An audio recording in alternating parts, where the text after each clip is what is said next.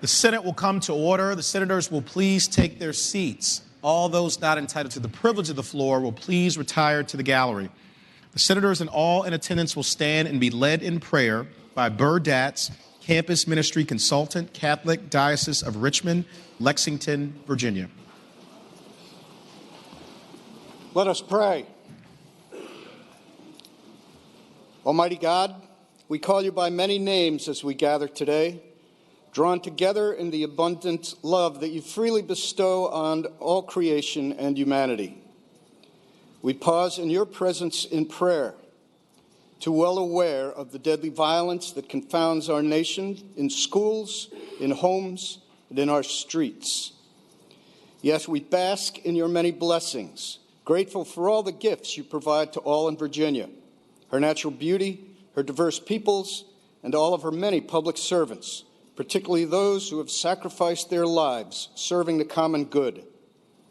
We pray for all Senate leaders in hope that with your wisdom, all will embrace your call to heal the most broken parts of our Commonwealth, believing that even the most significant obstacles we face can be overcome by your powerful compassion and our cooperation. We pray for decisions that will tenderly balance justice with mercy so that your blessings may be equally shared by all. Finally, God of wonder and delight, keep us ever mindful that the richness of our lives is directly proportional to the quality of our relationships. In your most precious name I pray, amen. Amen.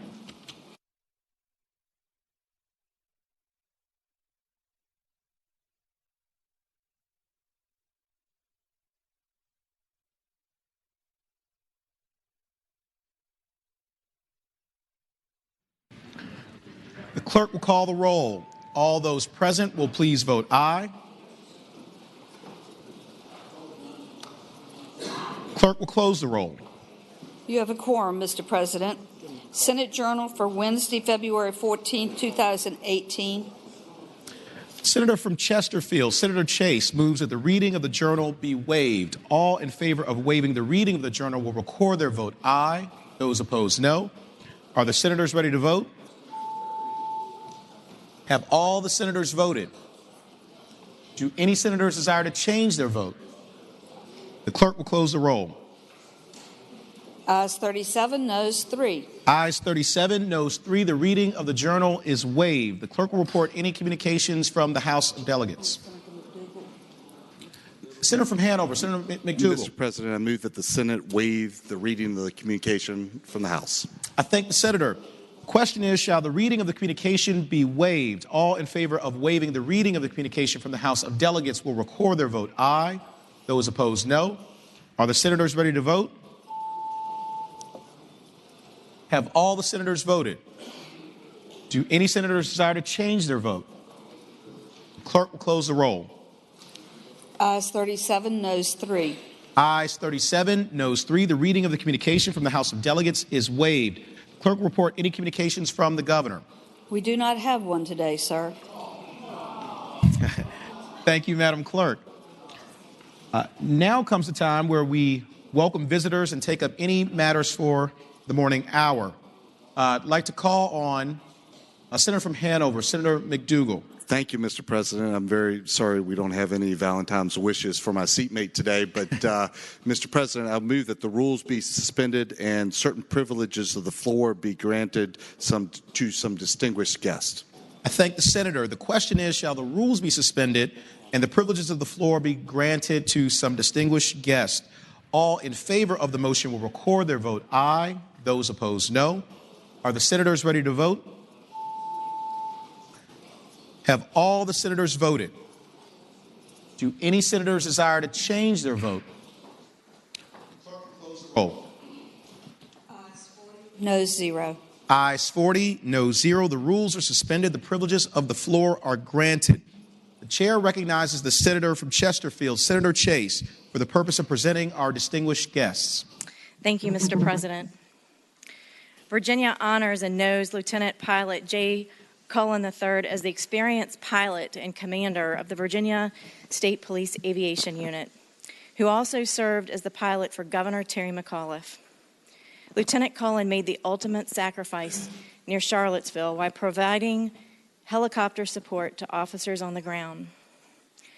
But our neighborhood and my family knew Jay as Karen's husband and Max and Ryan's dad. Our boys go to school together. We're on the neighborhood swim team together.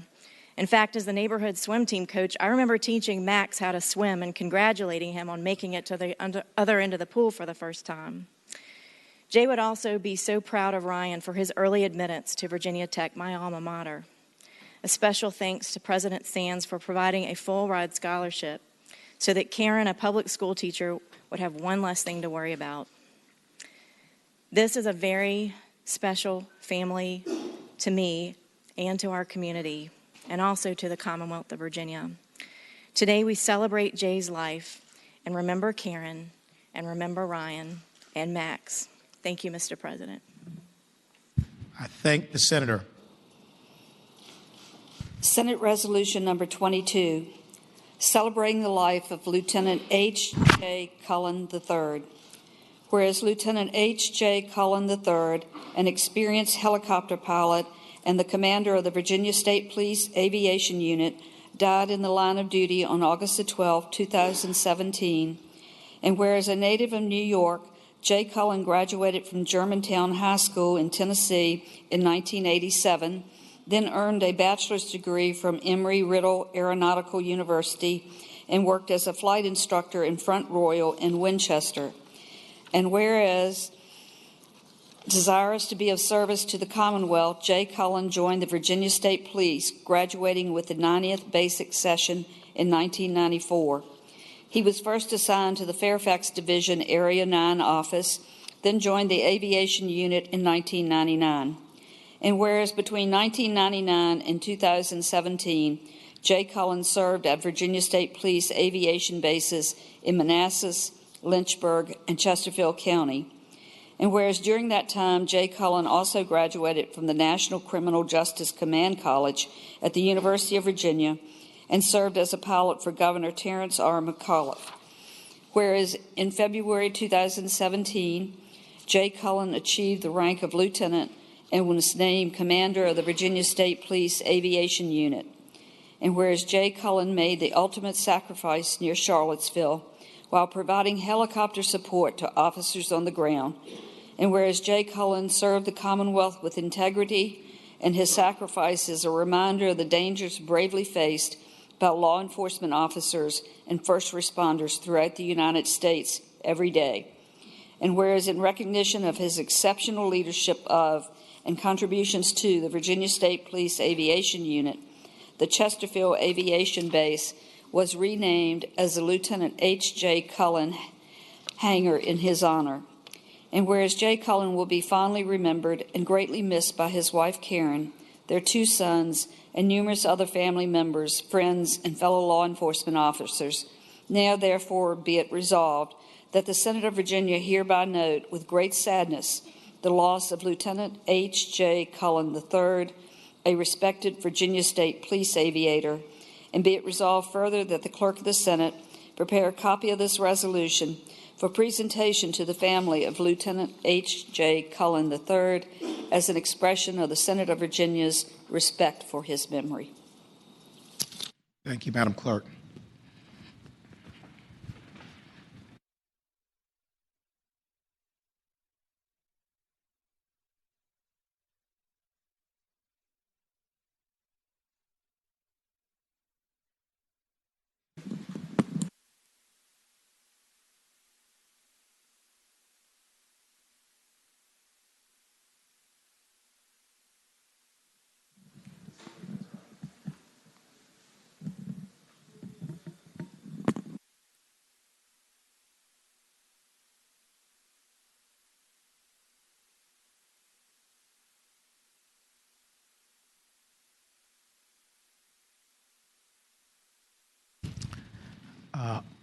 On behalf of everyone here in the Senate, I would like to echo the eloquent and generous words of the senator from Chesterfield, Senator Chase, about Lieutenant Jay Cullen and about your beautiful family. We are so grateful to each of you. We are honored to have you here today. You are part of our family. You're part of the Virginia State Police family. And Jay has left an amazing and lasting legacy that we will be proud of in Virginia forever. And so with that, we thank you. We are grateful to you. We all love you. And the Senate will be at ease, Madam Clerk.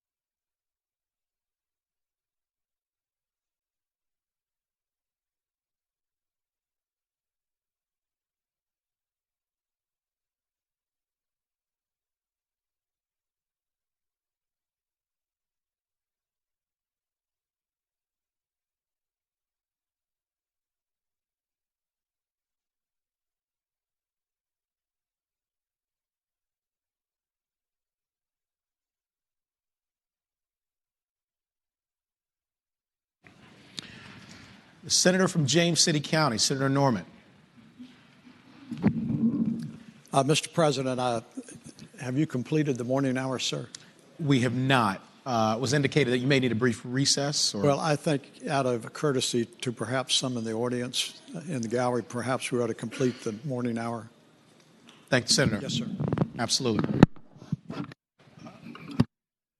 Turning now to the morning hour, we now have the privilege of greeting our distinguished guests here who have also joined us in the Senate gallery. And as my daily friendly reminder, the way this process works is that we will have a senator recognize an individual or group.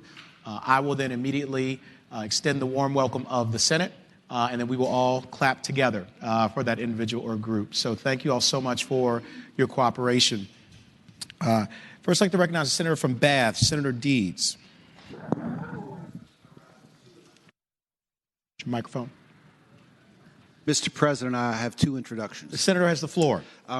First, Mr. President, we were blessed today with a timely and powerful prayer from Burr Datz.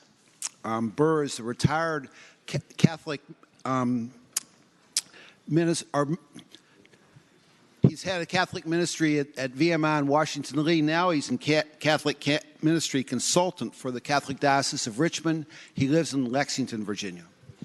I'd ask that you give him the warm greetings of the Senate. I thank the senator. Would Burr Datz please rise in the gallery? Burr, thank you so much for joining us today. Thank you also for that very beautiful and, as the senator eloquently said, timely prayer. It was a message that we all needed to hear today and really every day. And thank you for your generosity of spirit and for everything you do here in the Commonwealth of Virginia to make us better and your moral leadership. So I would ask everyone please to join me in extending the warm welcome of the Senate to Burr Datz.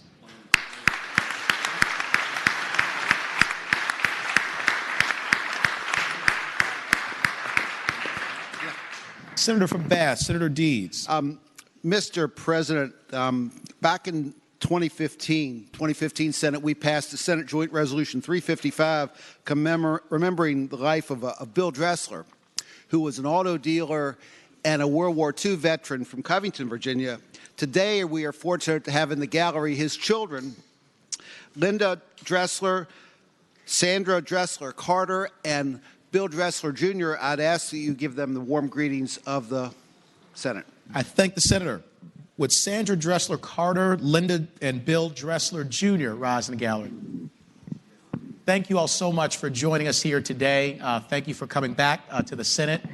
We would echo the wonderful words of the senator from Bath, Senator Deeds, about your father, Bill Dressler, and appreciate his leadership in the Commonwealth of Virginia, both in the private sector and also his service in World War II as part of the greatest generation. And so we are thankful to your family.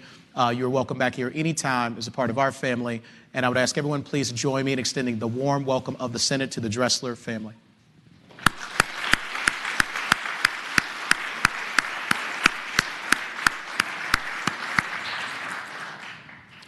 The senator from Hanover, Senator McDougal.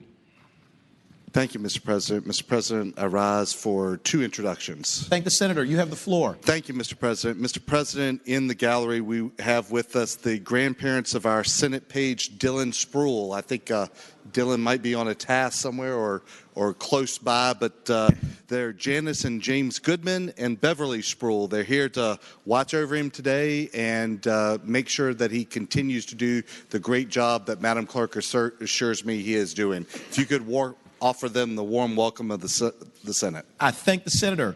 Would Janice and James Goodman and Beverly Spruill please rise in the gallery if you are able?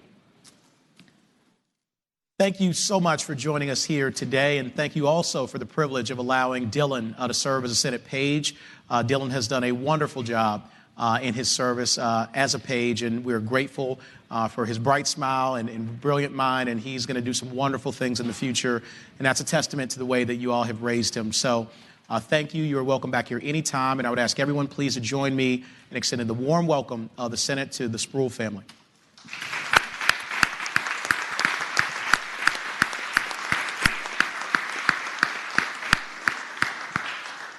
Senator from Hanover, Senator McDougal. Thank you, Mr. President. Rise for an additional introduction. Senator has the floor. Thank you, Mr. President. Mr. President, we also have with us Reverend Reed, who traveled from Westmoreland County to be with us today. Reverend Reed is here to see the passage of a resolution that we'll get to at the end of the calendar. He has been a tremendous advocate in the community, and on behalf of the senator from King George and myself, would ask that you offer him the warm welcome of the Senate. I thank the senator. Would Reverend Gernard Reed please rise in the gallery? Reverend Reed, thank you so much for joining us here today. We are always proud and happy to see you in the Senate and in the Capitol. We would echo the eloquent words of the Senator from Hanover, Senator McDougal, joined by Senator from King George, Senator Stewart, and also would be remiss in noting that your amazing son, Ed Reed, is my Deputy Chief of Staff and really a great man and really follows in your footsteps. So thank you for your moral leadership, everything that you do to make our Commonwealth such a great place, and for your wonderful family. We would ask everyone, please, to join me in extending the warm welcome of the Senate to Reverend Gernard Reed.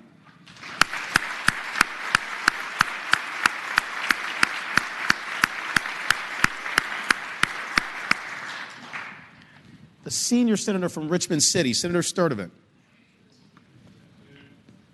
Mr. President, I rise for two introductions. Thank the senator. You have the floor. Mr. President, joining us in the Senate gallery today is a group of my constituents and others representing the Downs Syndrome Association of Greater Richmond. They're here to advocate today for awareness and understanding by educating our community about Down syndrome. Mr. President, I'd ask that on behalf of myself, Senator McClellan, and Senator Dance, that we offer them the warm welcome of the Senate. I thank the senator. Would our friends from the Down Syndrome Association of Greater Richmond please rise in the gallery if you're able? Thank you so much for joining us here today. Thank you for your advocacy in such an important area and for your care and the heart that you bring to this very important issue. We know that your commitment and dedication are something that will inspire not only the legislators, but people beyond these Capitol walls. And so we wish you all the best in your work. And I would echo the eloquent words of the senior senator from Richmond City, joined by the junior senator from Richmond City and the senator from Petersburg, Senator Dance, in welcoming you with a warm welcome of the Senate.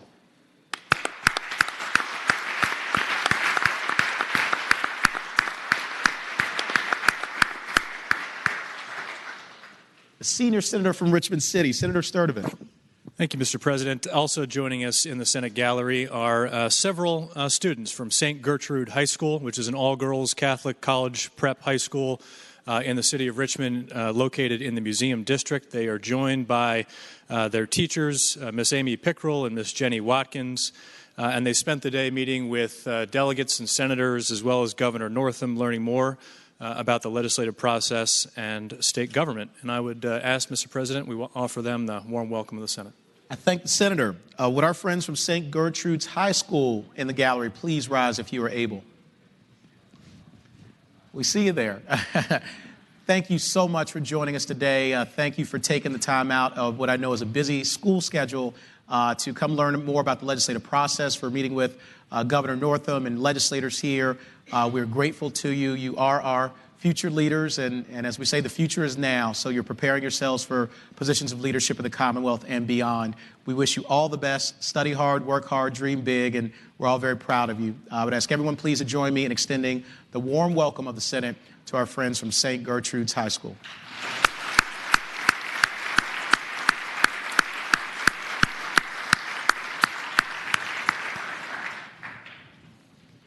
The senator from Portsmouth, Senator Lucas. Thank you, Mr. President.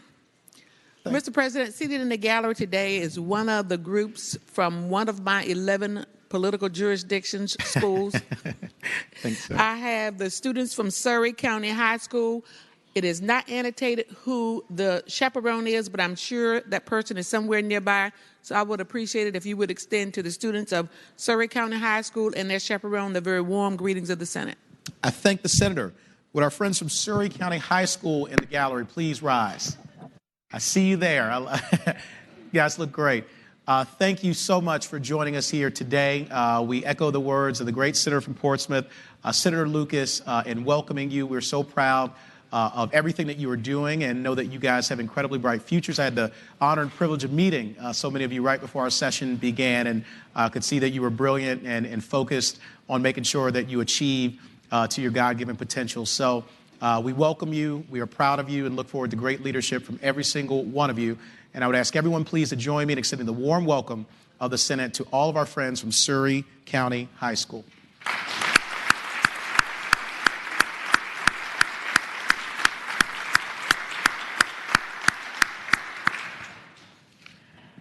Senator from Spotsylvania, Senator Reeves. Thank you, Mr. President. Rise for an introduction. Thank the Senator. You have the floor. Thank you, Mr. Senator. On behalf of myself and the Senator from King George, Senator Stewart, I'd like to welcome a group of people in the gallery today, but especially a young lady who has adopted me as her other child, who I love to see, but I miss my coconut cake this year. But, Mr. President, Shirley Johnson is here with Fredericksburg Head Start and some of her parents that have come down to tell us what Head Start means and why it's important that we keep our kids in school each day, and each day that they're not in school, what that means to us. And if you could just welcome Ms. Shirley Johnson, the Fredericksburg Head Start parents and staff, I'd appreciate it, Mr. President. I thank the Senator. Would Ms. Shirley Johnson and the parents and staff from Fredericksburg Head Start please rise in the gallery if you're able? Thank you so much for joining us here today. We are grateful for your leadership and for your presence here. And Ms. Shirley Johnson in particular is an amazing leader in the Commonwealth of Virginia. We've had the honor of working with her for many years and also being with her at a wonderful Black History Month celebration just a few days ago. She has led with grace and dignity and has done wonderful work. And I thank all the parents and staff from Fredericksburg Head Start. You are investing in the future of the Commonwealth of Virginia every single day. We are proud of you, grateful to you, and wish you nothing but the best. I would ask everyone please to join me in extending the warm welcome of the Senate to Ms. Shirley Johnson and our parents and staff from Fredericksburg Head Start.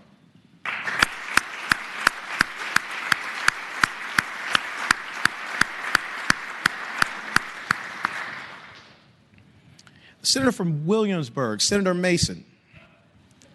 Mr. President, rise for the purpose of an introduction. Thank the Senator. You have the floor.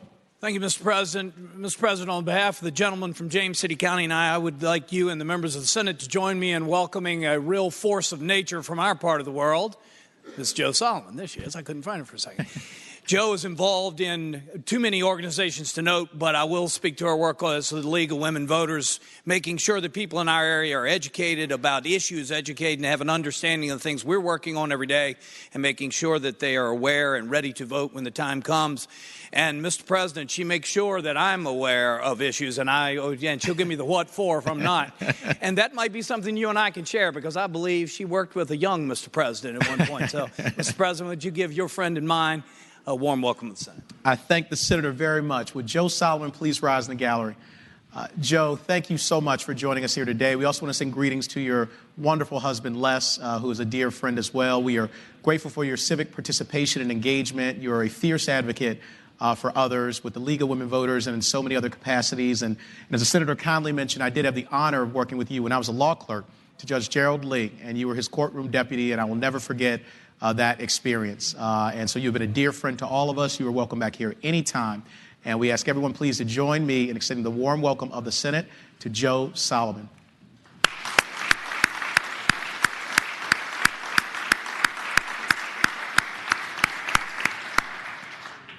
The Senator from Mecklenburg, Senator Ruff. Thank you, Mr. President. I rise for an introduction. I thank the Senator. You have the floor. On behalf of the gentleman from Franklin and myself, I ask you to welcome a group from Pittsylvania County, the Youth Commission. They are Joshua Neal, Dylan Sparks, Lauren Jones, Kendall Moore, Savannah Reed, Kelsey Poole, Connor Weaver, Corey Stevens, and Mark Moore. They are accompanied by a former supervisor, county supervisor, Brenda Bowman, and the sheriff of Danville, and various law enforcement area in the region to keep Brenda under control. I thank the Senator. Would our friends from Pittsylvania County Youth Commission in the gallery please rise if you're able? Thank you all so much for joining us here today. We are very grateful for your presence and for your work. We echo the very generous and kind words of the Senator from Mecklenburg, joined by the Senator from Franklin County, Senator Stanley, and are very proud of the work that you're doing every single day to make Pittsylvania County and the Commonwealth of Virginia a better place for our youth and really for all of us. And so we wish you all the best and know that you will continue to do great things. And I would ask everyone, please, to join me in extending the warm welcome of the Senate to our friends from the Pittsylvania County Youth Commission.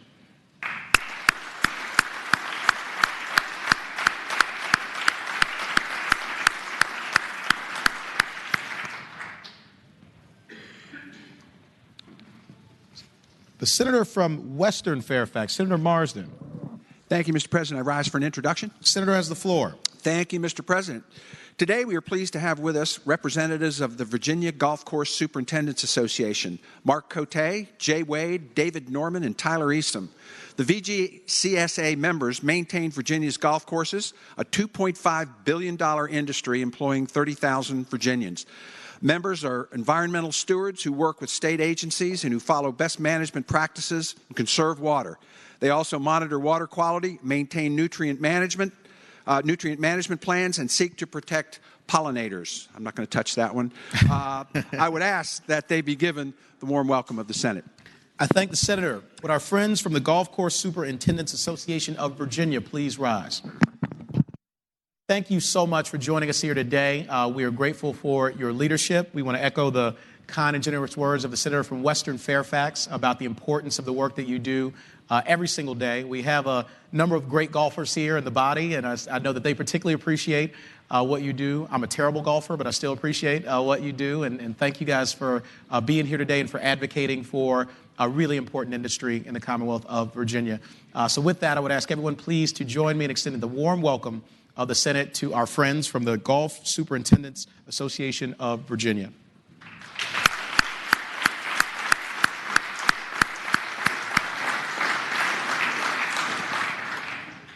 The Senator from Northern Fairfax, Senator Howe. Thank you, Mr. President. I also stand for an introduction. I thank the Senator. You have the floor. Thank you. I'm really honored today to introduce to the Senate some of the Girl Scouts from Virginia. I'm a Girl Scout alumna myself. I started as a Brownie at age 6 and finished up as a Mariner Scout at 17, seasick on the Chesapeake Bay. Within the Commonwealth, we have more than 7 Girl Scout councils, and they serve more than 80,000 girls with the help of over 35,000 adults. Girl Scouts is recognized as a national leader in providing the best leadership development experiences for girls and is continuing a legacy of providing girls with the tools to become leaders dedicated to making this country and the world a better place.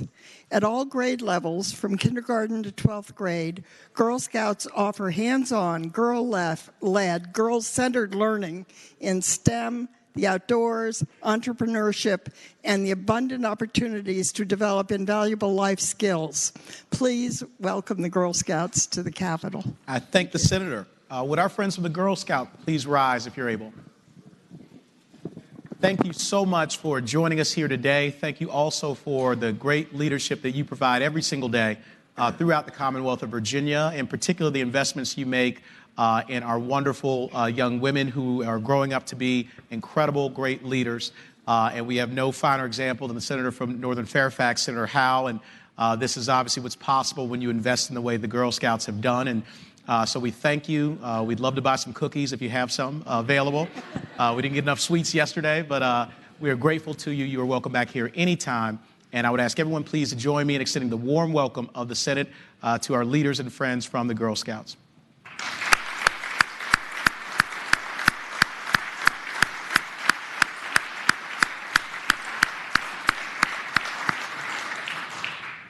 The junior senator from Virginia Beach, Senator D. Steph.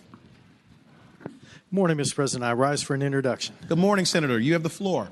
On behalf of myself, the senior senator from Virginia Beach, the senior senator from Chesapeake, and the senator from Northern Chesapeake, I have the honor of recognizing members of Tidewater Builders Association seated in the gallery today. The association is one of 15 local associations of Virginia representing over 500 companies within the residential building and development industry in Southampton Roads and the Eastern Shore. Also in the gallery are 2 students enrolled in the Building Trades Academy, a nonprofit subsidiary of the association. At no cost to the students, the Building Trade Academy trains economically disadvantaged individuals for employment with the trades. Collectively, TBA members employ more than 20,000 individuals in the region that provides products and services that go into the design, construction, purchase, and renovation of a home. The association members here today are on the front lines of those efforts. Mr. President, let's please give them the warmest welcome of the Senate. I thank the Senator. Would our friend from the Tidewater Buildings Association in the gallery please rise if you're able? Thank you so much for joining us here today. Thank you for your leadership in the Commonwealth of Virginia in a very vital and critical industry. We echo the eloquent words of the junior senator from Virginia Beach, joined, of course, by the senior senator from Virginia Beach, Senator Wagner, and the senior senator from Chesapeake and from Northern Chesapeake, and are grateful for the contributions you make. In particular, want to recognize the students who are with you today, who are learning and working in the building trades and are on a path to a very bright economic future and to give back to the Commonwealth. So thank you for everything you do every day. And I would ask everyone here to join me in extending the warm welcome of the Senate to our friends from the Tidewater Builders Association.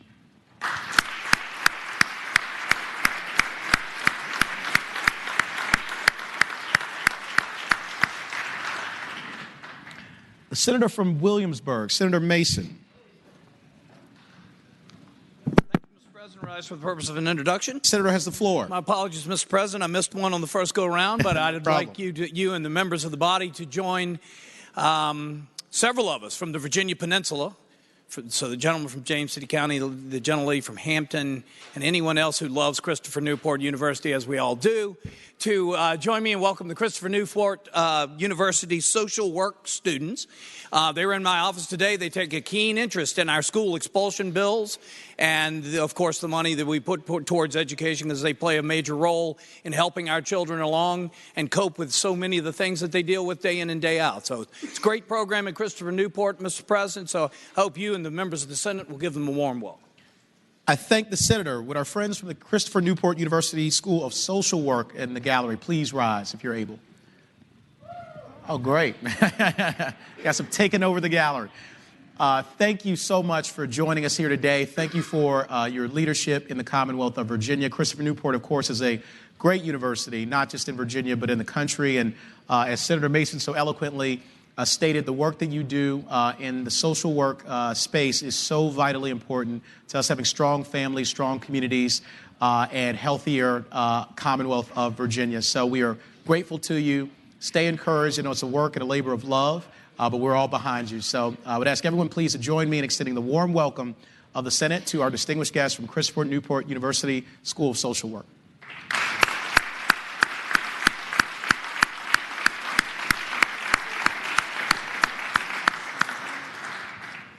Senator from Petersburg, Senator Dance. Thank you, Mr. President. I rise for an introduction. Thank the Senator. You have the floor. Thank you. Mr. President, visiting with us in the gallery today are representatives of the Virginia Sheriff's Association. Mr. President, this association represents the counties and all the localities that have sheriffs operating there.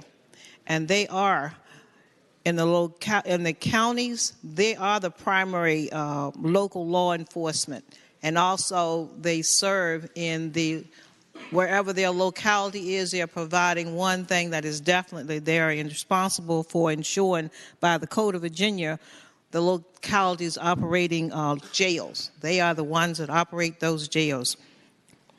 It's nice to know they're there, Mr.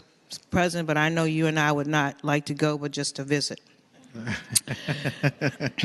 And so we respect them highly. And Mr. President, when I stand, I represent all the senators in this body that have sheriffs operating in their localities. But Mr. President, I was asked to be the one to do this because it just so happens that the president of this auspicious body of men and women have this awesome #1 sheriff that is for the city of Petersburg, where she serves and is the first female to serve in that capacity. And we love her so much, she's continuing to serve, I guess, until she decides to retire. And that awesome lady just happens to be the Honorable Sheriff Vanessa Crawford of Petersburg. She is the association's president. That's why I got to do this good job. So, Mr. President, please give a warm Senate welcome to all the members that are here representing the Virginia Sheriff's Association. I thank the Senator. Would our great friends from the Virginia Sheriff's Association in the gallery please rise if you're able?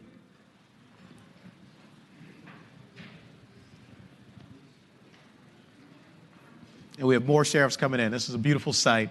Thank you all so much for joining us here today in the Senate. And I want to also echo the words of the Senator from Petersburg and Sheriff Crawford, who is the Sheriff of Petersburg and also the President of the VSA, has provided incredible leadership in Petersburg and really in the Commonwealth of Virginia for many, many years. I also want to recognize John Jones, the longtime Executive Director of the VSA, who has been a wonderful leader and advocate on behalf of sheriffs and deputy sheriffs all around the Commonwealth of Virginia for many years. And finally, I want to, but most importantly, thank the sheriffs and the deputy sheriffs and the staff, including the dispatchers who work with you, for what you do every day to keep us safe. We are grateful for your leadership in law enforcement, for the sacrifices you and your families make, and we are so proud to have such high-quality, high-integrity law enforcement as our sheriffs in the Commonwealth of Virginia.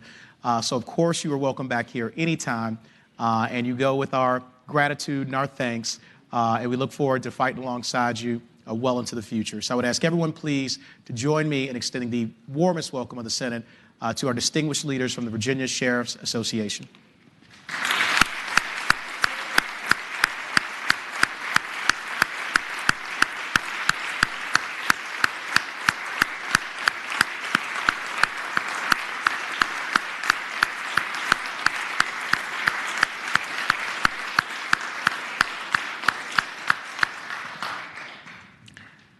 Senator from Henrico, Senator Donovan. Thank you, Mr. President. I rise for the purpose of an introduction. The Senator has the floor. Thank you so much. I would like to recognize in the gallery today that we have a representation of the men and women that get out there when it's ice and snow and rain and sleet and restore our power and our lights. I hope that the Senate will give a warm welcome to Dominion Energy this morning, Mr. President. I thank the Senator. Would our friends from Dominion Energy in the gallery please rise if you're able? Thank you all so much for being here today. Thank you for your leadership in the energy sector and for all the work that you do here in the Commonwealth of Virginia. We're grateful that you chose to join us in the Senate in the Capitol today and to advocate for issues about improving our grid and working on matters that we all care deeply about. So we welcome you. You, of course, are welcome back here anytime. We echo the words of the Senator from Henrico, Senator Donovan. And I ask everybody to please join me in extending the warm welcome of the Senate to our friends from Dominion Energy.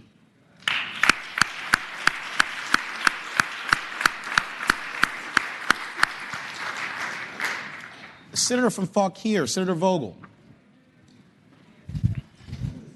Thank you, Mr. President. I rise for purposes of two introductions. The Senator has the floor. Thank you, Mr. President. On behalf of myself and the Senator from Southern Fairfax, Senator Barker, I direct your attention in the gallery to Fairfax County Supervisor Pat Harity, who is joining us here in Richmond for the second time this session already. He's been down here doing work on the epidemic of opioid abuse and addiction across the Commonwealth, and working to see what we here in Richmond can do to help support our local elected officials who are on the front lines of this fight. Pat's district, like my own, has been especially hard hit in this epidemic, and I know the people in this legislative body know that we lose 4 lives a day in the Commonwealth of Virginia to opioid deaths.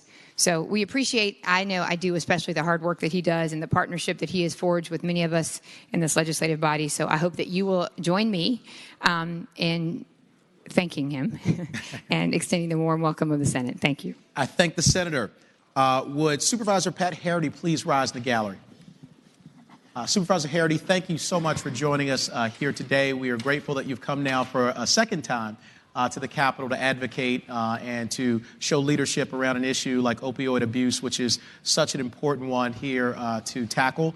We echo the eloquent words of the Senator from Fauquier, Senator Vogel, and thanking you for your commitment and your dedication, in particular to that issue and to the citizens of Fairfax County. And so with that, we want to warmly welcome you. You are always welcome here in the Senate.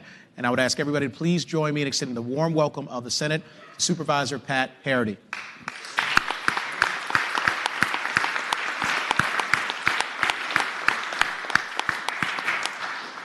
Senator from Fauquier, Senator Vogel. Thank you, Mr. President. I have a very, very good friend in the gallery. I know he was already recognized when the sheriffs were introduced, but if the members will just indulge me for a moment, I just want to recognize in the gallery Sheriff Bob Mosier, who is here with a number of my friends from Fauquier County who are kind to me because I think, as the members of this body know, I go home every night so that my children are dressed appropriately for school the next morning and have their lunches packed. And I drive very gently through Fauquier County. And past some of my deputies who are my friends at home. And in the gallery, there is Captain Ray Akers, Major Wells Neville, Sergeant Chris Myers, Sergeant Steve Lewis, Master Deputy Justin Welch, Lieutenant Rick McWelch, Communications Manager Joel Kite, and there are also law enforcement explorers who are here today, and I hope that this group is still in the gallery. From Post 1077, Explorer Captain A.J. Prudhomme, Explorer Captain Hannah Cordova, and Explorer Lieutenant Aiden Simmons. And they all came down today to be here to help us get through our work and to help us express our appreciation to all of them and all the work that they do. So I hope that you will please extend to them the very warm welcome of the Senate. Thank you. I thank the Senator. Would Sheriff Bob Mosier and our friends from the Fauquier County Sheriff's Office please rise in the gallery if you're able?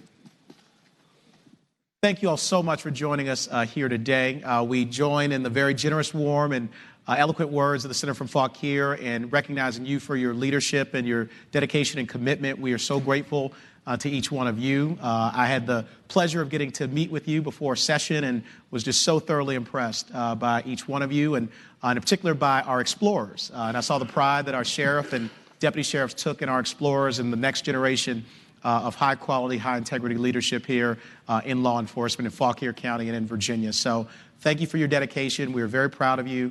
You're welcome here anytime in the Senate.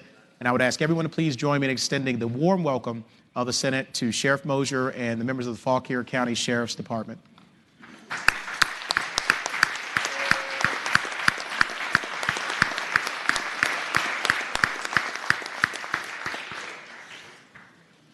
Senator from Chesterfield, Senator Chase.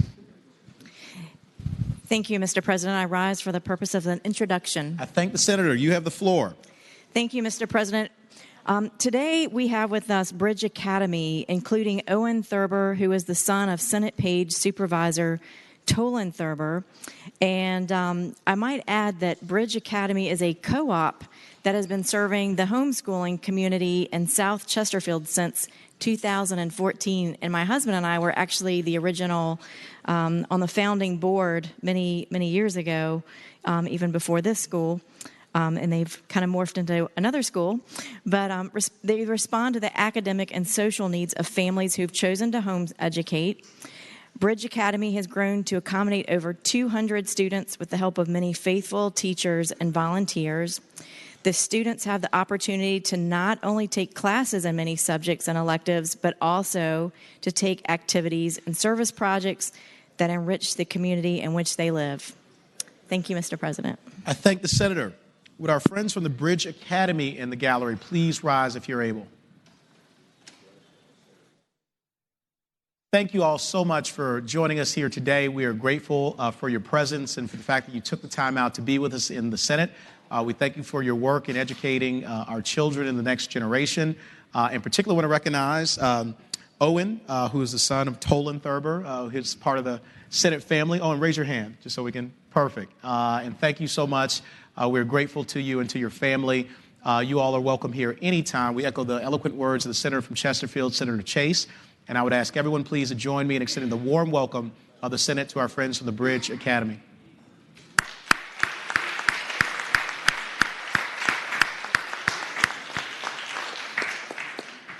The Senator from Hampton, Senator Locke. Thank you, Mr. President. I rise for an introduction. I thank the senator. You have the floor. Mr. President, visiting with us in the gallery today are a group of students with their leader, Mr. Bill Thomas from Hampton University, who are here today lobbying on behalf of the Proton Cancer Research Center at Hampton University. If you would please extend to them the warm welcome of the Senate. I thank the senator. Will Mr. Bill Thomas and our friends from the Hampton University Proton and Cancer Research Center please rise in the gallery if you're able. Thank you all so much for joining us here today. We are grateful for your presence and your advocacy. Of course, the Proton Cancer Center is one of the crown jewels here in the Commonwealth of Virginia and in this country, and we're grateful for the leadership of Bill Thomas, who has been a leader in Virginia for many, many years, and also to Dr. Harvey, who's an incredible leader here in Virginia and in this country. And I would also mention, just since he's right in front of you, that our Deputy Chief of Staff, Ed Reed, who I noted earlier, is a graduate of Hampton University and a proud one at that. So go Pirates. We're very proud of you. And I would ask everyone to please join me in extending the warm welcome of the Senate to our friends from Hampton University.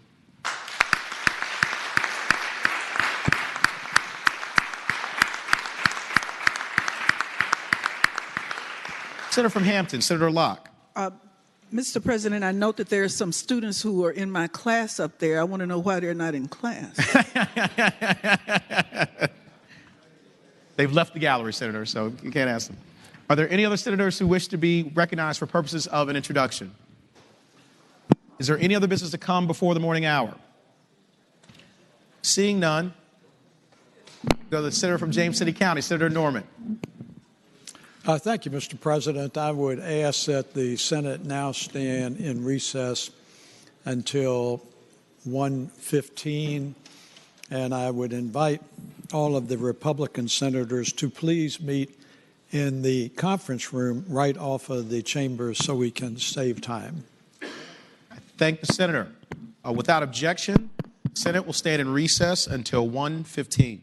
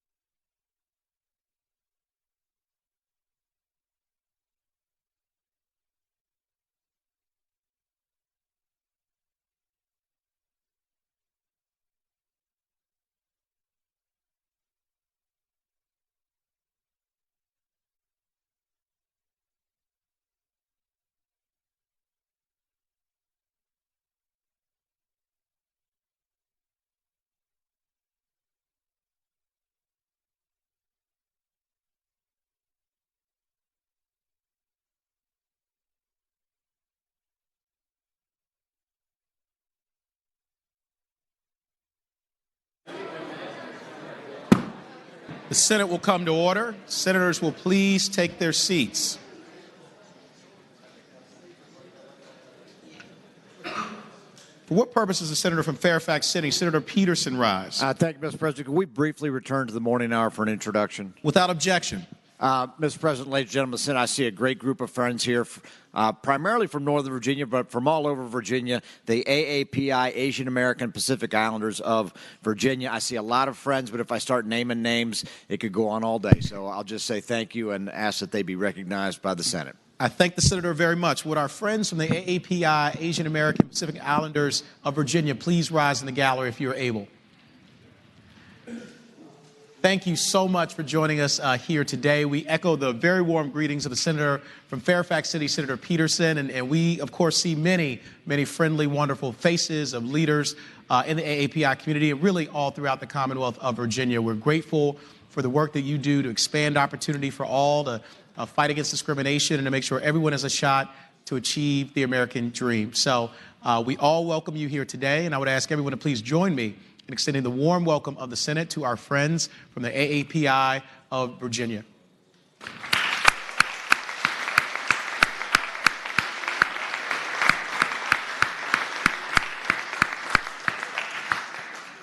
What purpose does Senator from King George, Senator Stewart, rise? Mr. President, could we continue the return to the morning hour? Without objection, Senator. Thank you, Mr. President. I've just been advised that we've got a group of exchange students in the gallery, and they're referred to as the Academic Year in America exchange students. Mr. President, this is a great program. I remember when I was in high school, we had a couple exchange students, and it really was a great benefit in learning their culture and their learning ours. And when I was actually in law school, I had the opportunity to study at Cambridge University in England, and just a phenomenal experience. And I encourage and applaud these folks who are doing this, and would ask that you give them the warm welcome of the Senate. I thank the senator. Would our friends from the Academic Year in America exchange students in the gallery please rise if you are able?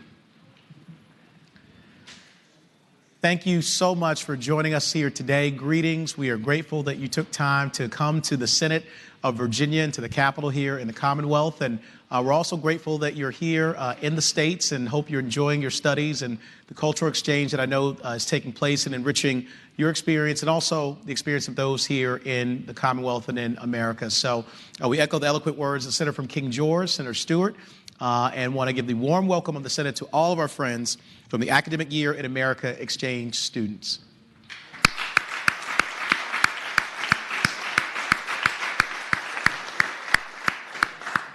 Do any other senators wish to be recognized for purpose of introduction while in the morning hour? Is there any other business to come before the Senate in the morning hour?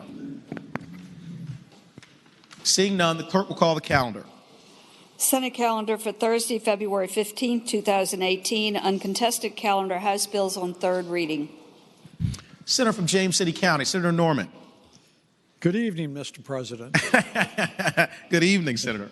I would respectfully move that all of the House bills on the third reading on the uncontested calendar, which would include all House bills on pages 1 through 8, including House Bill 164 through House Bill 1468, be placed on the final passage in the block after the adoption of any amendments. Any senator who may desire to remove a House bill from the block, please do so after the clerk has read the number of that bill. I thank the senator. The question is, shall House bills on the uncontested calendar, third reading, pages 1 through 8, House Bill 164 through House Bill 1468, be placed upon their final passage in a block after the adoption of any amendments thereto, with the understanding that any senator desiring a bill be removed from the block will do so after the clerk has read the number of the bill. All in favor of the motion will say aye. Those opposed, no. The ayes have it. The motion is agreed to. The bills are before us in the block. The clerk will read the number of the bills. House Bill 164, reported from the Committee on General Laws and Technology. House Bill 369, reported from the Committee on Finance. Mr. President. Senior Senator from Richmond City, Senator Sturdivant. Could House Bill 369 on page 1 come out of the block, please? Without objection, House Bill 369 comes out of the block.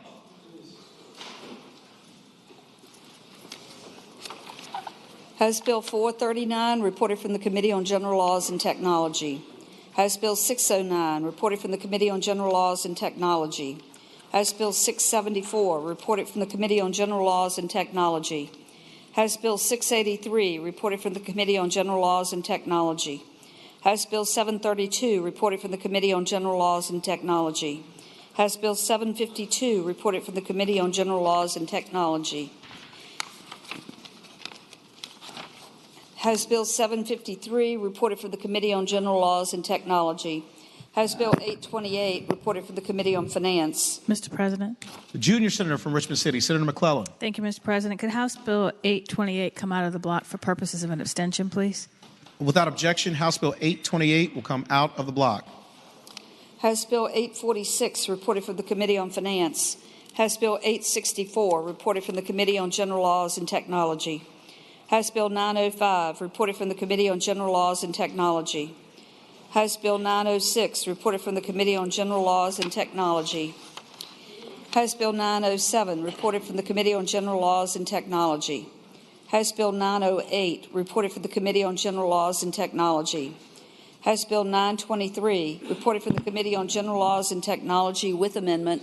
Senator from Mecklenburg, Senator Ruff. Thank you, Mr. President. I move the committee amendment. Thank the senator. The question is, shall the committee amendment be agreed to? All in favor of the motion will say aye. Those opposed, no. The ayes have it. The committee amendment is agreed to. House Bill 1022, reported from the Committee on Finance. House Bill 1227, reported from the Committee on General Laws and Technology. House Bill 1426, reported from the Committee on General Laws and Technology. House Bill 1468, reported from the Committee on Finance. The question is, shall the House bills pass? Mr. President. Senator from Chesterfield, Senator Chase. Could we please pull out House Bill 1022, please? Without objection, House Bill 1022 will be removed from the block. The question is, shall the House bills pass in a block? That is all bills except for House Bills 369, 828, and 1022. All in favor of the motion will record their vote aye. Those opposed, no. Are the senators ready to vote? Have all the senators voted? Do any senators desire to change their vote? The clerk will close the roll. Ayes 40, noes 0. Ayes 40, noes 0. The bills in the block pass. On page 1, House Bill 369. Mr. President. Sorry, Senator from Augusta, Senator Hanger. Thank you, Mr. President. I move that House Bill 369 pass and speak briefly to that. Senator has the floor. Thank you, Mr. President. House Bill 369 would grant Wythe County the ability to impose an admissions tax on an exposition center that they're contemplating, which would have a seating indoor capacity of about 2,000 or more, and it would include at least 40 acres, and it can go up to 10%. I hope it will be the pleasure of the Senate to pass the bill. I thank the senator. Do any other senators wish to be heard on House Bill 369? Seeing none, the question is, shall House Bill 369 pass? All in favor of the motion will record their vote aye. Those opposed, no. Are the senators ready to vote? Have all the senators voted? Do any senators desire to change their vote? The clerk will close the roll. Ayes 31, noes 8. Ayes 31, noes 8. House Bill 369 passes. On page 4, House Bill 828. For what purpose does the junior senator from Virginia Beach, Senator DeSteph, rise? Mr. President, voting on the prevailing side of House Bill 369, I'd like to reconsider that vote. Question is, shall the vote by which House Bill 369 passed be reconsidered? All in favor of the motion will record their vote aye. Those opposed, no. Are the senators ready to vote? Have all the senators voted? Do any senators desire to change their vote? Clerk will close the roll. Ayes 39, noes 1. Ayes 39, noes 1. The motion is agreed to. Senator from Augusta, Senator from James City County, Senator Norman. Mr. President, I would now move that House Bill 369 pass as previously explained by the senator. Thank the senator. Any other? The senior senator from Loudoun, Senator Black, do you wish to be heard on this?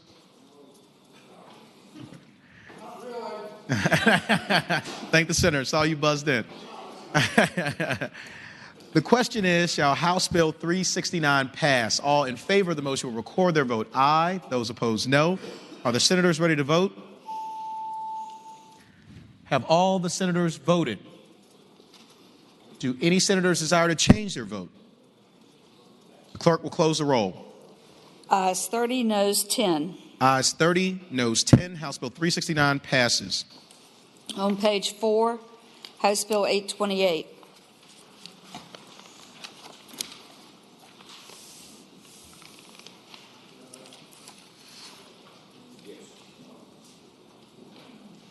Senator from Augusta, Senator Hanger.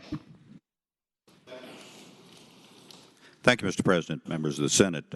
Senate Bill 828 is a bill related to personal property taxation in data centers, and I would view it as somewhat clarifying in nature, and I can't get any deeper at this moment. Do any other senators wish to be heard on House Bill 828? Seeing none, the question is, shall House Bill 828 pass? All in favor of the motion will record their vote aye. Those opposed, no. Are the senators ready to vote? Have all the senators voted? Do any senators desire to change their vote? Clerk will close the roll. Ayes 38, noes 0, Rule 36-2. Ayes 38, no 0, Rule 36-2. House Bill 828 passes. On page 7, House Bill 1022. Senator from Augusta, Senator Hanger. Thank you, Mr. President. I would move that House Bill 1022 passed and speak to that briefly. Senator has the floor. Thank you, Mr. President. And I'd forgotten that some of the members really don't like taxes, so we have to vote on them separately. But this one is, and I don't like them either, Mr. President, but sometimes just right. It's just a part of government. That's all.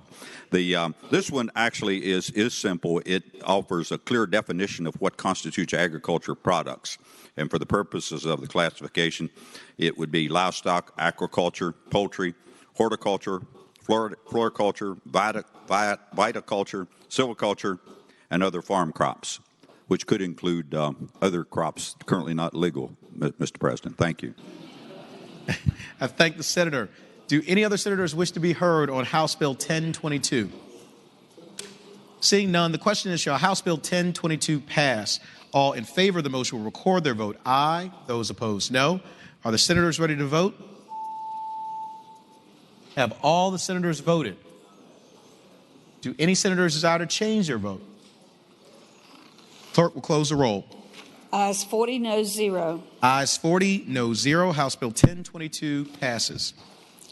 Regular calendar, House Bills on third reading. House Bill 754, a bill relating to elective share claim calculation of the augmented estate. Reported from the Committee for Courts of Justice. Senator from Rockingham, Senator Obenshain. Mr. President, I know that everybody has been waiting with bated breath for the continuation of the debate over the augmented estate. So it is with great regret that I move to recommit this to the Committee on Courts of Justice so that in a more intimate environment we might be able to debate the niceties and intricacies of the augmented estate.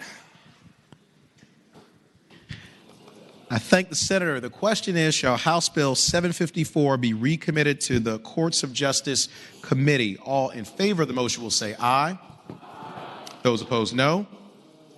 The ayes have it. House Bill 754 is recommitted to the Committee of the Courts of Justice. House Bill 1015, a bill relating to multi-jurisdiction grand jury investigations. Reported from the Committee for Courts of Justice with a substitute. Senator from Rockingham, Senator Obenshain. I hate to do it, but I move that we pass this bill by for the day. Without objection, House Bill 1015 will be passed by for the day. House Bill 727, a bill relating to the Virginia Freedom of Information Act, exclusions from mandatory disclosure, Rail Fixed Guideway System Safety Oversight Agency.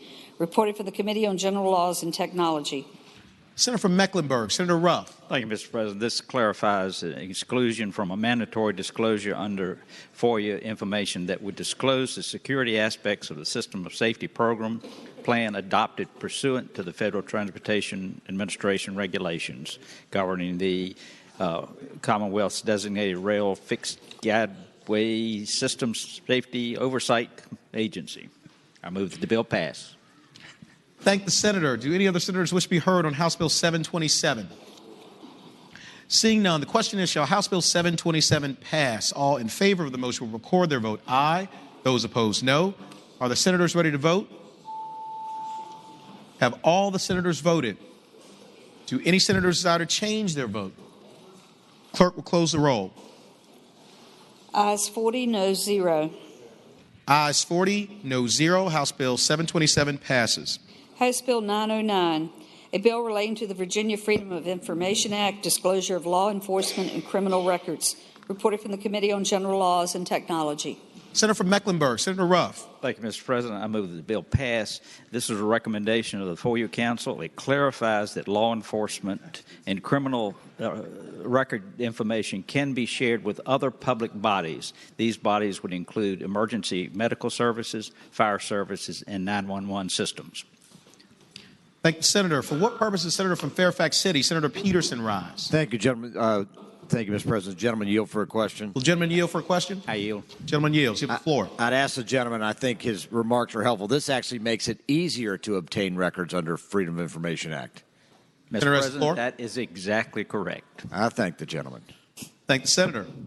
Do any other senators wish to be heard on House Bill 909? Seeing none, the question is, shall House Bill 909 pass? All in favor of the motion will record their vote aye. Those opposed, no. Are the senators ready to vote? Have all the senators voted? Do any senators desire to change their vote? Clerk will close the roll. Ayes 40, no 0. Ayes 40, no 0. House Bill 909 passes. Uncontested calendar, House bills on second reading. Senator from James City County, Senator Norman. Thank you, Mr. President. I would now move that all the House bills on the second reading on the uncontested and regular calendar, including all House bills on pages 9 through 11, including House Bill 119 through House Bill 1092, that the rules of the Senate be suspended and that the second constitutional reading of the titles be dispensed with. Thank the Senator. The question is, shall the rules be suspended and the second reading of the titles of House bills on the uncontested and regular calendars, pages 9 through 11, House Bill 119 through House Bill 1092, be dispensed with? All in favor of the motion will record their vote aye. Those opposed, no. Are the senators ready to vote? Have all the senators voted? Do any senators desire to change their vote? Clerk will close the roll. Ayes 40, no 0. Ayes 40, no 0. The reading of the titles is dispensed with. Senator from James City County, Senator Norman. Mr. President, I would now move that all the bills be passed by for the day, sir. Thank the Senator. Question is, should the House bills on the uncontested and regular calendars now on third reading be passed by for the day? All in favor of the motion will say aye. Those opposed, no. The ayes have it. The bills will go by for the day. Memorial resolutions. Senator from James City County, Senator Norman. Thank you, Mr. President. I would now move that all of the memorial resolutions contained on pages 11 through 13 of the calendar, including House Joint Resolution 197 through Senate Resolution 31, be agreed to in the usual manner, waiving the reading of the resolution with the understanding that any senator who may desire to remove a memorial resolution from the block will please do so after the clerk has read the title of that resolution, sir. Thank the Senator. Question is, shall the memorial resolutions on pages 11 through 13, House Joint Resolution 197 through Senate Resolution 31, be considered in the block in the usual manner, waiving the reading of the resolution thereof with the understanding that any senator desiring a resolution be removed from the block will do so after the clerk has read the title of the resolution? All in favor of the motion will say aye. Those opposed, no. The ayes have it. The motion is agreed to. The resolutions are before us in the block. The clerk will read the titles of the memorial resolutions. House Joint Resolution 197, celebrating the life of Ernest A. Winslow, Sr. House Joint Resolution 198, celebrating the life of James Edwin Turner, Jr. House Joint Resolution 202, celebrating the life of Marion Lee Smart Cochran. House Joint Resolution 209, celebrating the life of James Howe Hardy III.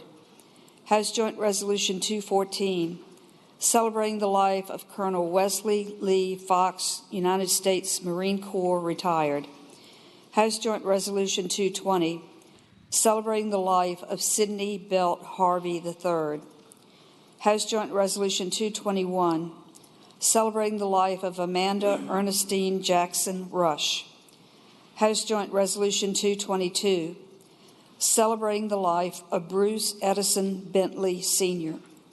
House Joint Resolution 223, celebrating the life of Michael Evan Watkins. Senate Joint Resolution 117, celebrating the life of Gail P. Emerson. Senate Joint Resolution 118, celebrating the life of Keith H. Emerson. Senate Joint Resolution 119, celebrating the life of Robert Gilbert Bagley. Senate Joint Resolution 121, celebrating the life of Mary Ann Hovis. Senate Joint Resolution 122, celebrating the life of Marion Lee Stewart Cochran. Senate Joint Resolution 129, celebrating the life of Harry Taft Rutherford, Jr. Senate Joint Resolution 130, celebrating the life of William Leslie Mariner. Senate Joint Resolution 131, celebrating the life of Martha Geraldine Morris Tata. Senate Joint Resolution 134, celebrating the life of James Carlton Hudson. Senate Joint Resolution 135, celebrating the life of H. Clay Gravely IV. Senate Resolution 31, celebrating the life of Barbara S. Klotz. Senator from Hanover, Senator McDougall. Thank you, Mr. President. Could that come out of the block and go by for the day? Without objection, Senate Resolution 31 will come out of the block and go by for the day. The resolutions will be agreed to in the usual manner. All those in favor of agreeing to the memorial resolutions, please rise.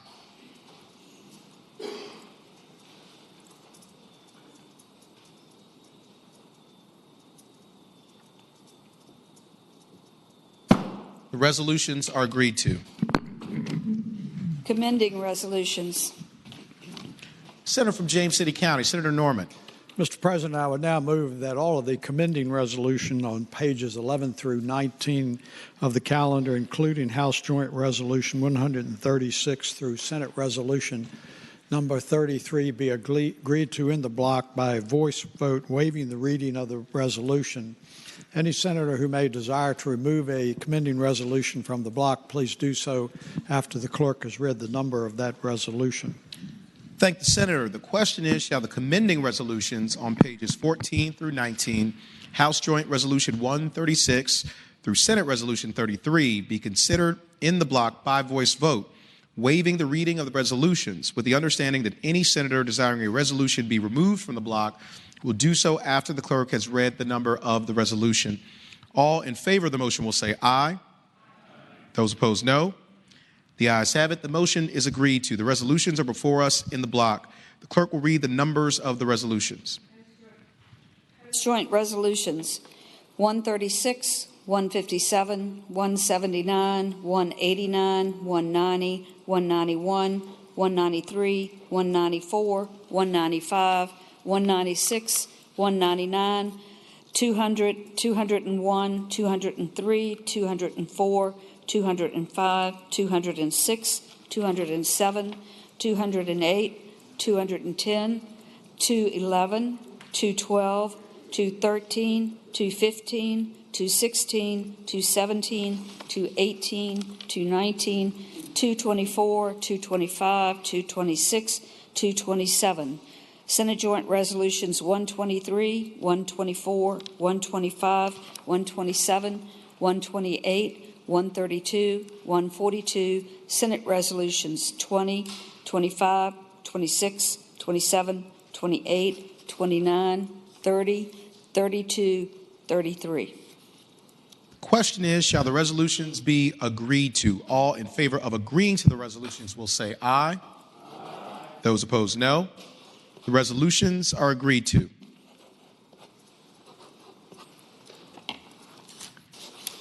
Senator from James City County, Senator Norman. Mr. President, is it time to return to the morning hour, sir? It is. Inquire of the clerk. Other than that, Does that conclude the calendar? Thus ended the reading of the calendar. Thank you, Senator. For what purpose does the senator from Fairfax City, Senator Peterson, rise? Senator's mic on? Can you hear me? Hear you now, yes. Yes, sir. Rise for, if we could return to the morning hour. Without objection. Ladies and gentlemen of the Senate, I can't quite see her, but I have it on good word that a former member of this body, the Honorable Emily Miller from Fairfax County, is in the House. She represented Fairfax County, the 34th Senate District, from 1987 to 1991, and afterwards and before had a very prominent role in our community, serving on the as chair of the Democratic 11th District Committee, also the Fairfax County Democratic Committee, and I know she's also a wonderful neighbor. There she is, a mother, grandmother, and many other things. It's great to have her here, so I wish we could offer her the warm welcome of the Senate. I thank the Senator. Senator Miller, thank you for rising in the gallery, and thank you for joining us here today. And, of course, you are a great part of this Senate family, and we are grateful for your many years of leadership in Northern Virginia and Fairfax, but also all throughout the Commonwealth of Virginia. I know that all your colleagues join you in saluting your great work, and we look forward to many more years of your leadership. I would ask everyone please to join me in extending the warm welcome of the Senate to Senator Emily Miller.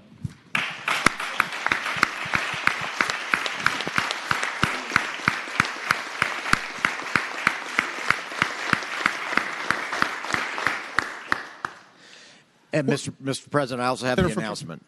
Senator from Fairfax City. Ladies and gentlemen, I've already mentioned that we have our game on February 26th. A couple details. If you plan to play, and yes, I need players, I need to know who is going to play. Yes, I see you, Senator Reeves. And no, we won't be wearing skates this year. But if you can play, if you want to play, come and let me know so I can get an official roster submitted. It has to be submitted by tomorrow. Also, this is a charitable event. We're raising money for the Massey Cancer Center, and we need to raise $10,000 off the floor of this Senate. So that is an average of $250 per senator. A couple of us are willing to go a little bit above and beyond, but I need everyone to make some type of contribution. Please try and get me $250. It'd be great to get it by game time. If you don't come to me, I will come find you. So $10,000, we can get that by the 26th. Thank you, Mr. President. I thank the Senator. And you're included also in that. I thank the Senator. In the game or in the 250? I'll do both. For what purpose does the senior senator from Fairfax, Senator Saslaw, rise? Mr. President, a point of personal privilege. Senator has the floor.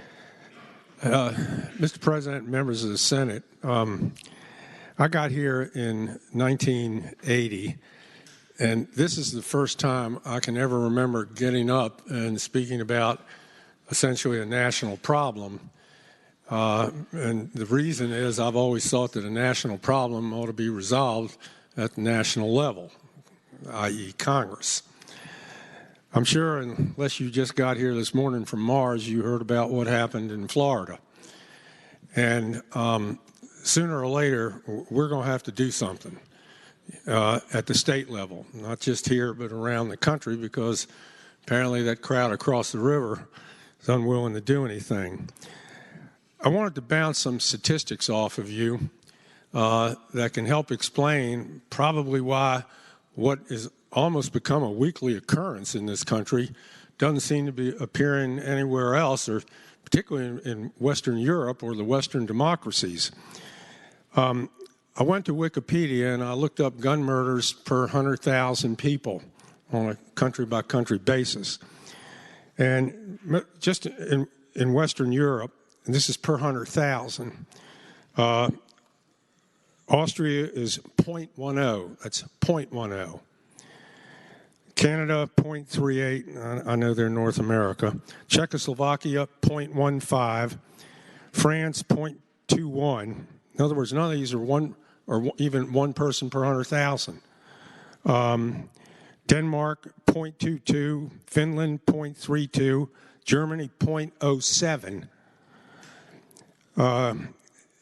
Ireland is 0.25. The Netherlands, 0.29. Poland, 0.04. Sweden, and I'm going alphabetically, 0.19, Switzerland 0.21, United Kingdom, Great Britain 0.06. You ready for this? The U.S. 3.6. We are 7 times. We have a gun murder rate per 100,000 7 times our nearest, probably a poor choice of words, competitor. Okay? 7 times. Like a lot of you in here, I was in the Army. I was in from 1958 to 1960. And I fired almost every weapon imaginable. Flamethrowers, bazookas, 30, 50 calibers, even a 155 howitzer, stuff they don't even have anymore. M16s, M1s, M14s. These military-styled weapons, some of them, are now in the hands of the civilian population in this country. And that's one of the things that differentiates us from a large part of the world, in that you can't acquire these weapons anyplace as a civilian other than the U.S. Certainly doesn't seem to be making us any safer. Another interesting fact is we are 4.6% of the world's 4.6% of the world's population. We have 43% of all the guns outstanding in the civilian populations in the world that are not held by the military or police forces. Let me repeat that. We're 4.6% of the world's population, but we hold 43% of all the guns not currently held by the military or by police. And, you know, with this happening almost on a weekly basis or every other week, sooner or later, the states are going to have to react. And I'm not blaming anybody anywhere, but sooner or later, the states are going to have to react to this problem because they're not doing it across the river. And there's going to come a time that if we don't react to this problem, the voters will. And, you know, and I've seen it when the voters, I've been here around long enough to see what happens on Election Day when the voters get, you know, have had enough. And I think everybody in here has. And we ought not to let it get to that point, quite frankly, okay? For the life of me, I can't understand why in the civilian population you need anything other than a pistol and a hunting rifle. You darn sure don't need AK-47s when Mr. Kalashnikov, a Russian, designed that in the mid-40s. He designed it for the Soviet military and the Warsaw Pact. That was their equivalent of NATO. And this gun can be purchased now here. And quite frankly, there's no reason for anybody to have that type of weapon. And, you know, we had I can remember it was 1988 or 89, it was one of the first times one of these gun bills started to appear on the floor of the Senate. And, Madam Clerk, you might remember this. It was to allow purchase of certain weapons. And one of the state senators, who's sitting over there, named Sonny Stallings, had an AK-40, brought it onto the floor, I think it was an AK-47. And he pointed out that this was a gun that took him apart in Vietnam and caused him to have to spend 9 months recovering in a hospital in Tokyo. And he pointed out that these guns, this type of gun, shouldn't be in the hands of the civilian population. And you know what? He's right. He was right. So, and like I said, I'm not casting blame anywhere. We know what sooner or later we're going to have to do. And, you know, these assault weapons, several New England states have banned it, and the Court of Appeals, I think it's New York, is the Second Circuit that handles the New England states. They upheld that ban. The U.S. Supreme Court refused to review it. So, I mean, either we can react and fix this problem, or the voters can react and ultimately fix it for us. But quite frankly, we got a mess here in this country, and sooner or later we're going to have to deal with it. That's all. Thank you, Mr. President. Thank you all for listening. I thank the senator. What purpose is a junior senator from from Loudoun. Senator Wexton, rise. Mr. President, I rise on a point of personal privilege. Senator has the floor. Thank you, Mr. President. Yesterday, 17 people were murdered at Marjorie Stoneman Douglas High School in Lakeland, Florida. And that was the second mass shooting at a school since we've been in session, and we're barely halfway through. In fact, since Sandy Hook, there have been 239 school shootings where 438 people were shot, most of them children, the vast majority of them children, and 138 of those died. Early in the session, I had a visit from a mom from my district. She was a member of Moms Demand Action, and she told me what it was that made her want to join Moms Demand Action. She had sent her son to his first week of kindergarten in the Loudoun County Public Schools. And he came home one day and he told her that they had had an emergency drill and that his place to hide and to shelter in place was behind the backpacks on the side of the room, as if a backpack is going to stop a round from an AR-15. And she knew then that she had to do what she could to protect these kids. I had a visit this morning from some Girl Scouts, and they wanted to talk about the fact that they were scared and that we had to do something to stop these school shootings from happening. Now, this young man, he didn't buy his AR-15 to protect his family in his home. He didn't buy his AR-15 to go deer hunting. He bought his AR-15 so that he could massacre children. People sent us here to do something. And there have been dozens of pieces of firearms safety legislation presented this session, in every session, and they died, as they always do. A couple, I think, are worthy of talking about here today. One that the senator from Alexandria patroned, and many of us joined him in co-patroning that would have banned bump stocks. And we all heard the very moving testimony of a victim of that massacre testify and talk about what had happened. And I'm not on courts anymore, but I happen to be in committee when that was argued because I was there with the senator. And in response to the senior senator from Fairfax asked the lobbyist from the Citizens Defense League, what earthly reason would somebody have to have a bump stock? And his answer was, well, it's fun. And that bill died in the Finance Committee. Well, people say, this isn't really a gun issue, it's a mental illness issue.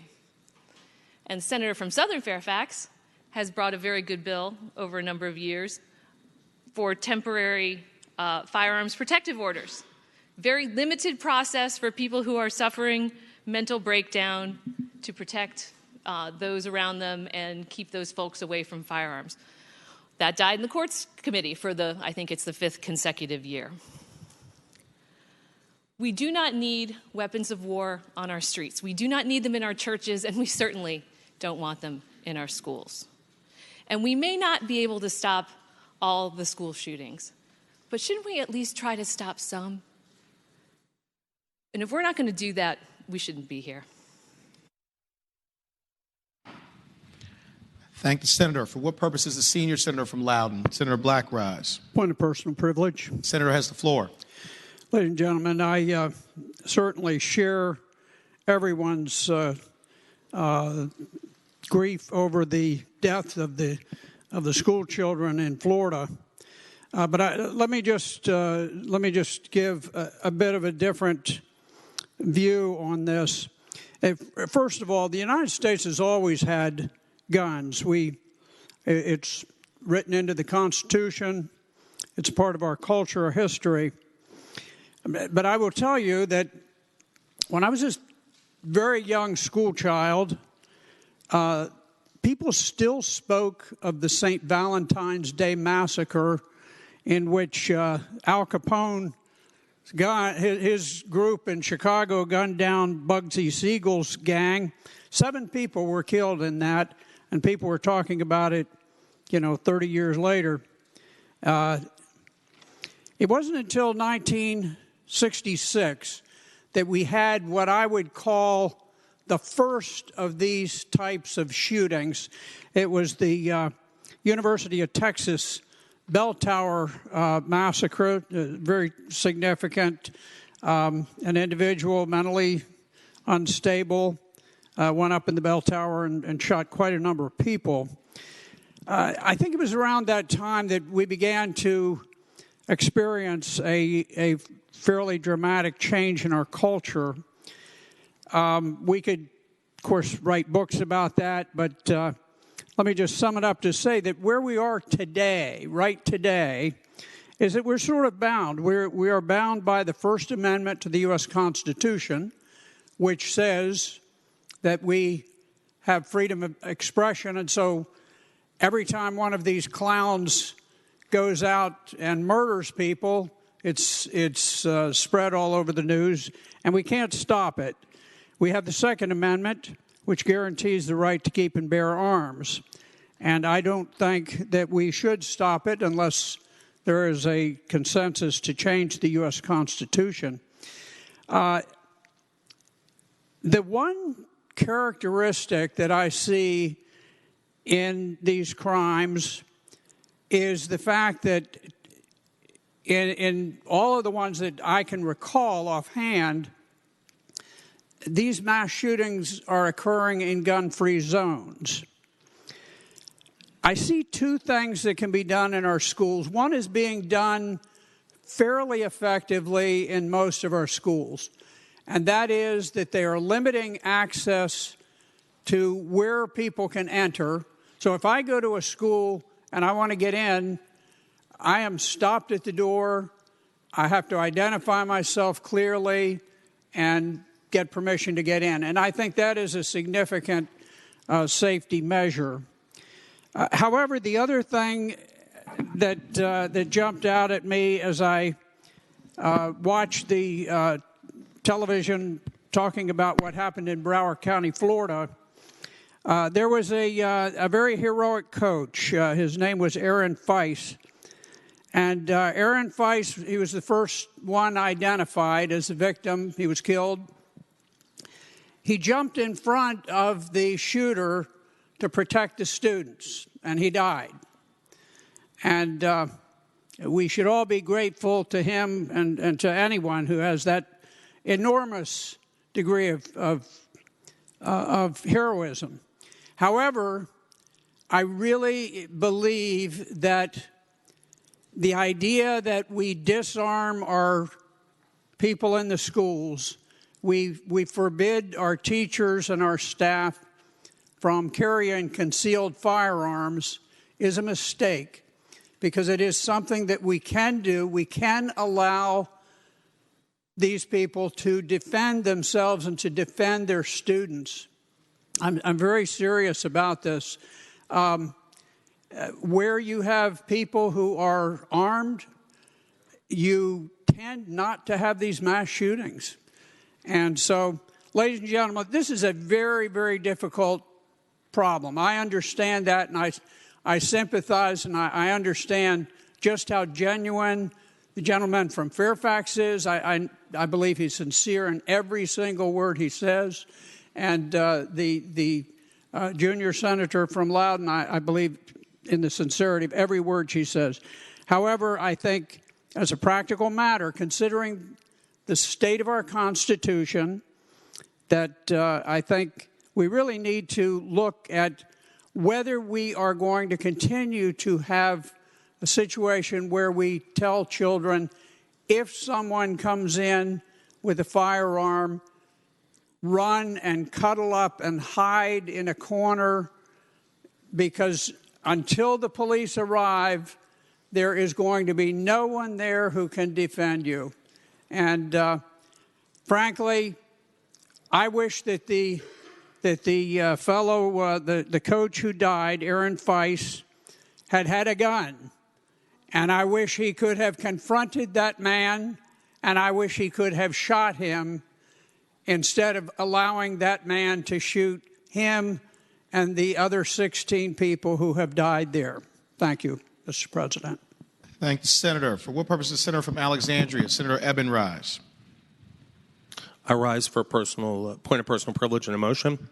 Senator has the floor. Mr. President, as several senators have referenced, another unspeakable act of horror occurred at a school yesterday, this time in Florida. And this is not uncommon. There has been one school shooting every 60 hours this year. And to put it into context, since Columbine, more than 150,000 students at primary and secondary schools alone have experienced a shooting on campus. And the trauma at colleges has been even higher. And first and foremost, our thoughts and prayers should go out to the victims and their families, the courageous first responders, and the people of Parkland, Florida. Our thoughts and prayers are far from enough. While all the facts of this harrowing shooting are not known, one thing is very clear. We owe it to Virginia families to have a full and frank discussion on how we can do our part to keep our students and communities from facing the same devastating loss of young lives. When they send their children to school, Virginia parents shouldn't have to fear that they may not come home. And the senior senator from Loudoun referenced the Second Amendment, and I would suggest the Second Amendment does not guarantee the right to military-style assault weapons, bump stocks, and high-capacity ammunition magazines. Further, we don't even buy our educators the papers and pens they need for students. Arming teachers in each and every classroom in America is not the answer. And I would like to make a motion as well, sir. Senator has the floor. I would move that when we adjourn today, we adjourn in the memory and honor of the 17 students and faculty lost yesterday in Parkland, Florida. I thank the senator. For what purpose is the senator from Eastern Fairfax? Senator Serville rise. Point of personal privilege. Senator has the floor. Thank you, Mr. President. I just wanted to respond a little bit to the senator from senior senator from Loudoun pointed out that that a lot of this tends to orient around gun-free school zones, and I just want to remind the body, those of us in Northern Virginia remember what happened back in the fall of 2002, and just so we're clear, October 2nd of 2002, Malvo Muhammad's first killing happened in the parking lot of Shoppers Food Warehouse in Wheaton, Maryland. October 3, 2002, James Buchanan was shot while mowing a lawn in a commercial establishment in Rockville, Maryland. October 3, Prekumar Wakalar was killed while pumping gas into his taxi in Aspen Hill in Montgomery County. October 3, Sarah Ramos killed at a post office at the Leisure World Shopping Center. October 3, Lori Ann Lewis Rivera shot dead at a Shell gas station in Kensington, Maryland. October 3, Pascal Charlotte was shot and killed while walking along Georgia Avenue. All in one day, 4 people. October 4th, Michael's parking lot, Fredericksburg, Virginia. Caroline Sewell was shot as she put bags in her Toyota minivan. October 7th, a 13-year-old Iran Brown was shot outside of his school in PG County, Maryland. Outside of his school. Not in the school, outside the school, while walking to school with his backpack. October 9th, Dean Harold Myers, 53 years old, Gaithersburg, Maryland, shot while pumping gas in Manassas at the Sunoco by the interstate. October 14th, Linda Franklin, 47, killed at the Home Depot in Falls Church, Virginia. October 19th, 2002, Jeffrey Hopper, 37, shot in the parking lot of the Ponderosa Steakhouse in Ashland, Virginia. October 22, Conrad Johnson, 35, shot while he stands inside his commuter bus in Aspen Hill, Maryland. All those people shot with an AR-15. Back then, I wasn't doing a lot in politics. I was trying to build a law practice. I had 2 little kids, 2 little babies at home, actually. I remember I used to play softball 2-3 nights a week. I remember standing around in center field being terrified I was going to get gunned down by some guy with an assault rifle while I was playing softball. Northern Virginia, you didn't leave your house. You were afraid to get out of your car to pump gas. You were afraid to leave the house because you thought you might get killed walking to a gas station. That's the kind of terror an AR-15 or AK-47 rains on people when they're out there in public. And we lived it in Northern Virginia. For 2 or 3 weeks, we lived it. I remember I was sitting out there in center field waiting for something to happen, and sure enough, the sirens started to go off, the helicopters started to fly around because Linda Franklin had just been shot while I was playing softball. That's what these things do. And it's not just about gun-free school zones. It's about everybody. And it will affect all of us sooner or later. Thank the senator. Is there any other business to come before the Senate? Seeing none, the clerk will report any announcements on the desk. Today, Thursday, February 15th, the Education and Health Subcommittee on Higher Education will not meet. The Committee on Agriculture, Conservation, and Natural Resources will meet 1/2 hour after adjournment in Senate Room A. The Education and Health Subcommittee on Public Education will meet 1/2 hour after adjournment, 5th floor, Subcommittee Room number 2, Senators Carrico, Donovan, Howell, Locke, and Peake. The Finance Subcommittee on Education will meet at 3 p.m., 5th floor, Subcommittee Room number 1, Senators Norman, Newman, Howell, Saslaw, Hanger, Ruff, Donovan, and Stewart. Tomorrow, Friday, February 16th, the Committee on Rehabilitation and Social Services will meet at 8:30 a.m. in Senate Room A. The Republican caucus will meet 1/2 hour before session in Senate Room 2. The Democratic caucus will meet 1/2 hour before session in Senate Room 1. Thank you, Madam Clerk. Senator from Bedford, Senator Newman. Mr. President, I move that the Senate do now adjourn until 11 a.m. tomorrow, and when we do so in the memory of the 17 lives lost in Florida yesterday. Thank the Senator. The question is, shall the Senate adjourn until 11 a.m. tomorrow, and that when we adjourn, we do so in the memory and honor of the 17 people who lost their lives in the school shooting in Florida yesterday. All in favor of the motion will say aye. Aye. Those opposed, no. The ayes have it. The motion is agreed to. The Senate stands adjourned until 11 a.m. tomorrow.